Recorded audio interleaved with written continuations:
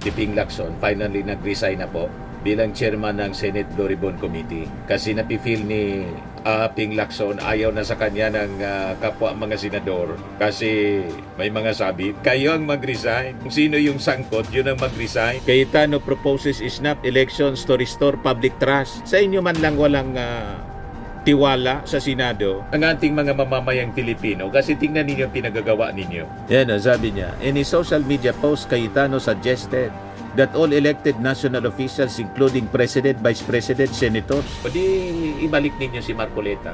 Di ba? Sigurado bubulusok ang trust ratings ng Senado at isusumpa kayo ng mga mamamayang Pilipino sa ginawa ninyo kay Ping Lacson. Ito pa, isa pa si Amy Marcos, may official statement ngayon. Sabi niya, sa Lunes, nakatakdang hirangin si Boying nagbabagang mga balita at pagtalakay sa mga isyu ng lipunan. Bulsa! Opinyon, banat at paglalantad sa katotohanan. Bulsa! What you see is what you get. You decide. Hello po mga kababayan, si Dante Maravillas. Dito ulit tayo sa ating podcast, Live Feed and TM. May kapapasok na balita mga kababayan ngayon. Si Ping Lacson finally nag-resign na po bilang chairman ng Senate Blue Ribbon Committee kasi napifeel ni Ping Lacson ayaw na sa kanya ng kapwa mga senador kasi may mga sabi.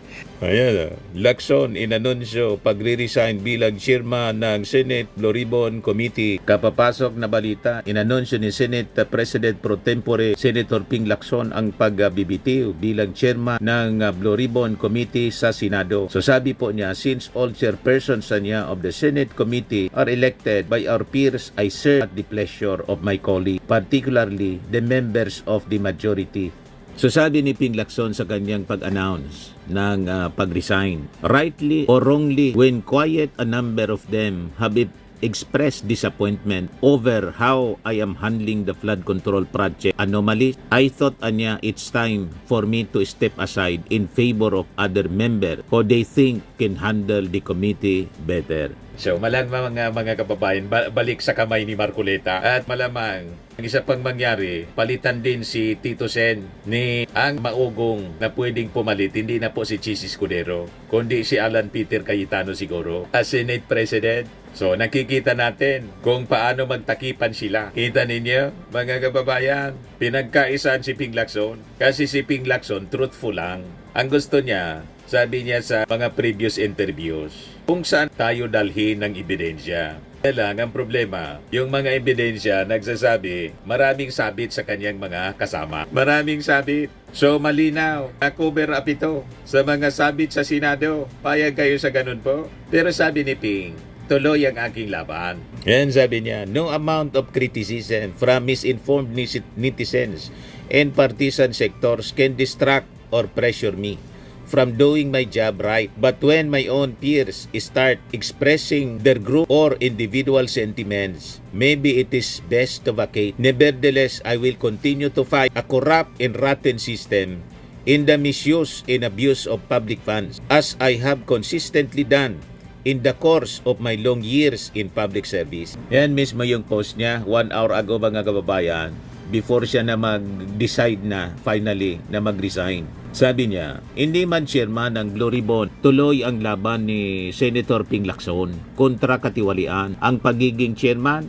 ng Blue Ribbon, tulad ng lahat ng komite sa Senado, ay halal ng kanilang kapwa senador. Matapos ipahayag ng ilang kasamahan sa Senado ang kanilang pag-alinlangan sa isinasagawang investigasyon hinggil sa mga maanomalyang flood control project, magbibitiw bilang chairman ng Senate Blue Ribbon Committee si Senador Ping Lacson. Nagbitaw na nga po. Ito ang tagumpay ng kadiliman. Totoong tagumpay ng kadiliman. Gusto nila manatili sa dilim ang paggamit na pondo ng bayan na nasasangkot po ang maraming senador. At ang ikinasama ng loob ng mga senador nang sabihin ni Ping Lacson, almost all anya may insertions. Pero piniliwanag naman po ni Ping Lacson na hindi man po masama ang insertion. Per se, hindi siya masama. Kasi yung insertion, sa ibig sabihin niyan, amendment. And that is part of the power ng Congress. na mag-introduce ng mga amendments or insertions.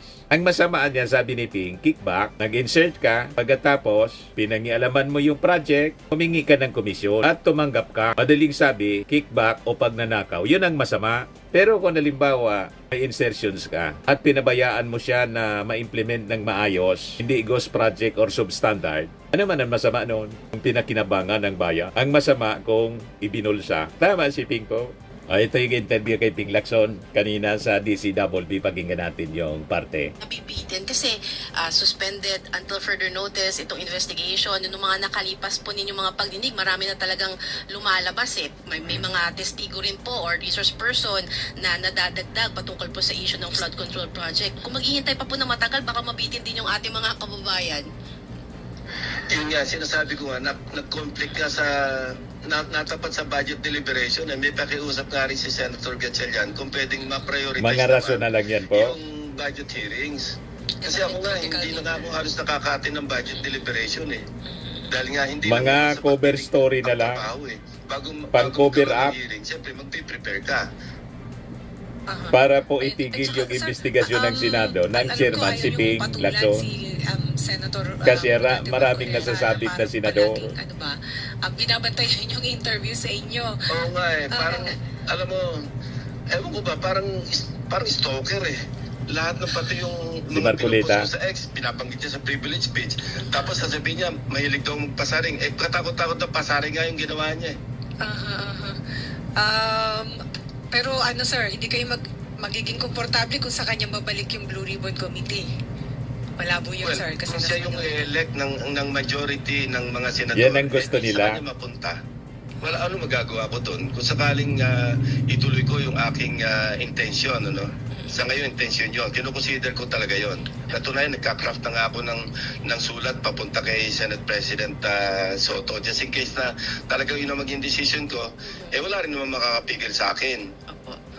Pero kung maibabalik Kasi wala naman akong mapapala dito. Ano bang mapapala ko? Sinabi ko na nga, last hura ko na ito. Yes po. Wala naman akong planong, alam mo, hindi naman sa pagbubot ng sariling bangko. Para sa bayan na nga lang ito. Parang ito na lang yung balik utang na loob ko sa pagkatagal-tagal ko ring na ginugol na panahon na bilang public servant. At alam mo, pwede na ako mag-count ng blessings, ika nga, ano? In spite of so many breakbats, mga diatribes, kung ano ng mga basing na nakukuha ko. Pero sige lang, hindi naman ako nadidistract doon. Pero pagka yung mga colleagues ko na nagpapahayag na hindi na sila happy, Di na happy kasi maraming sabit. Ibang usapan yun. Kasi nga, sila yung nag-elect sa akin. Opo. At sila nag-elect ng lahat ng chairpersons ng lahat ng komite. So sir, pag majority sa kanila, wala nang tiwala, what is left, no, for me to decide on or to do except magbitin na lang sa bilang chairman. may mga Ganun lang yun. Sabi ko nga, hindi naman nag-serve at the pleasure of anybody except my peers.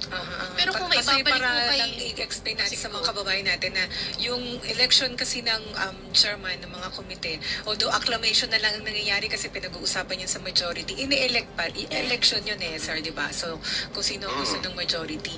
Correct. Opo, parang, Pero yun nga po, kung halimbawa may balik po kay Kasi Senator, nabuburo yung kung maibalik po kay Senator Marcoleta yung posisyon sa Senate Blue Ribbon Committee at ito po ipatuloy na iimbestigahan yung issue sa flood control projects, makakaasa po ba ng patas na investigasyon? So be it.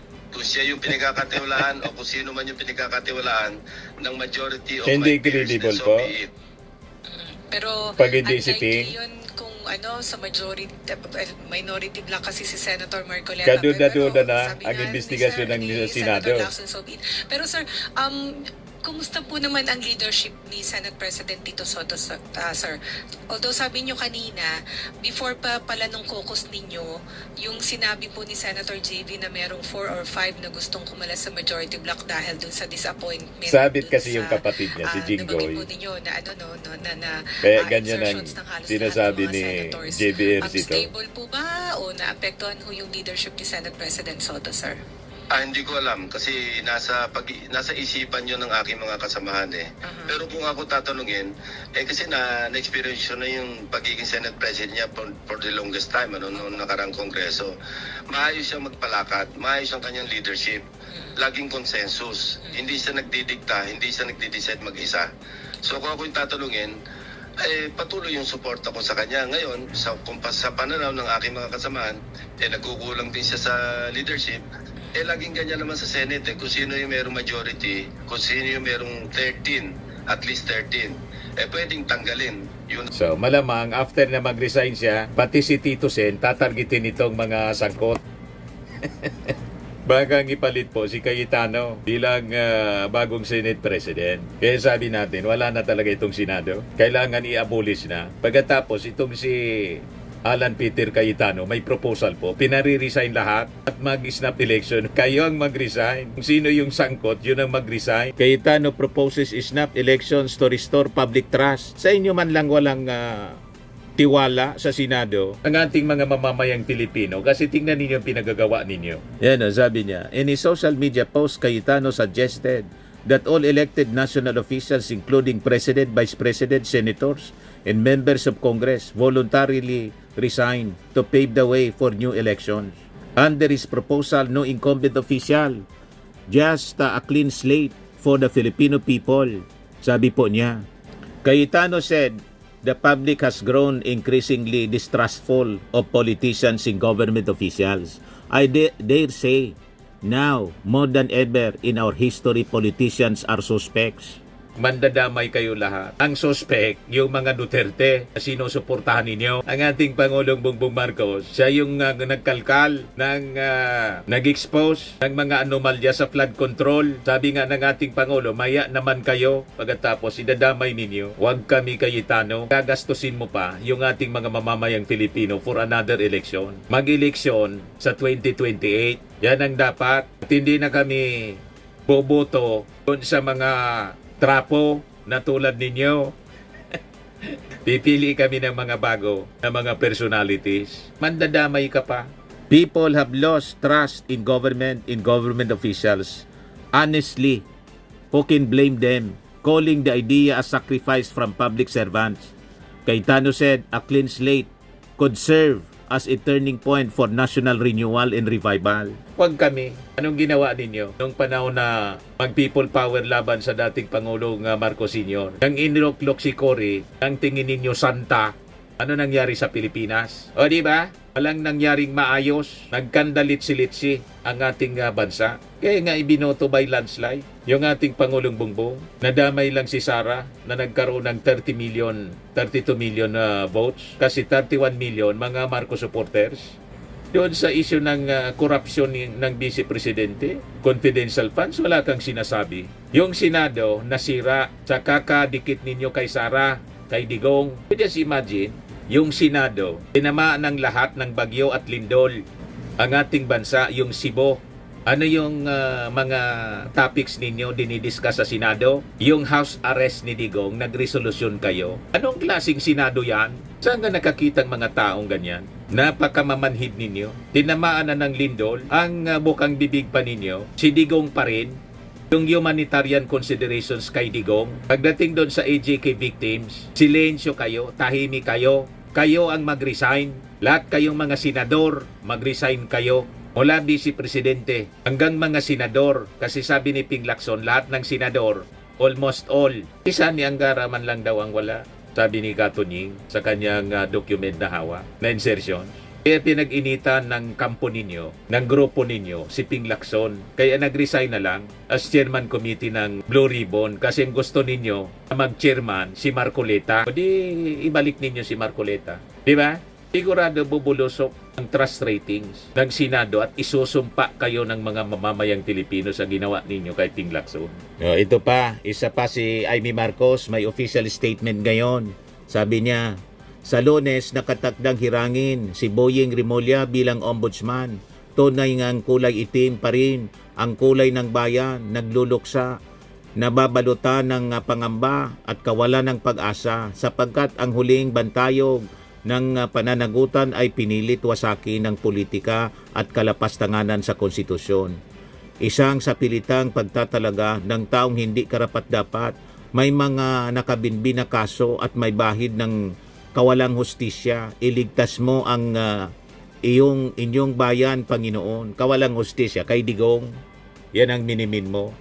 Kawalang hustisya pagdating sa kaalyado mong si Digong pagkatapos kay Sara. Ang hindi mo, Amy Marcos, napapansin at pikit mata ka yung kawalang hustisyang totoo sa mga na-EJK ni Digong. Yan ang totoo niya. Pagdating doon sa mga pinasangkutan na kaso ni Digong, pikit mata ka. Tapos, si Boyeng Rimulya, sasabihin mo may kaso. Kayo man lang yung nagkaso. Gusto mo kasi hindi makaupo si Boyeng Rimulya. Kasi takot kayo. Si Boyeng nandyan sa ombudsman, mati na si Inday Sara. Malamang makasuhan sa ombudsman. The same case sa inarchive na impeachment case laban kay Sara. Huwag kami Amy Marcos. Sabi ni Yayam Dizon, isang Marcos supporter na galit na kay Amy Marcos. Kung totoo itong statement ni Manang Amy, ang initial reaction ko ay yahoo! Magtago na ang mga kawatan sa gobyerno. Sabi ng mga nag-react, iba talagang tabas ng dila ni Amy, ang laki galit kay Secretary Boyeng. Sabi ni Olivia Villa, what a good news.